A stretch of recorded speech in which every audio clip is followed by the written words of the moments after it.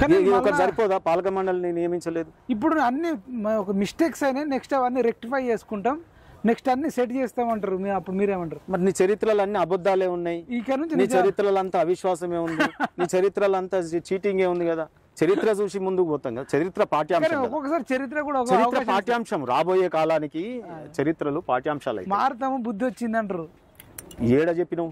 ఓబీసీలకు క్షమాపణ అడిగినావా? ఇంకా చెప్పలేదు అనుకోండి. క్షమాపణ చెప్పి చెయ్యి.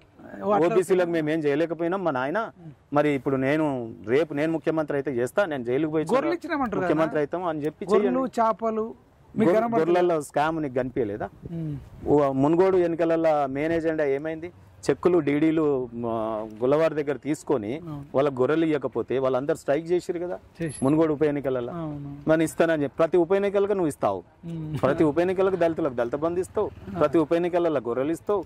మత్స్య సహకార సంస్థ కేంద్రం డబ్బులు ఇస్తే కదా నువ్వు దాన్ని తీసుకొని ఇక్కడ చేప పిల్లల్ని వంచుతావు.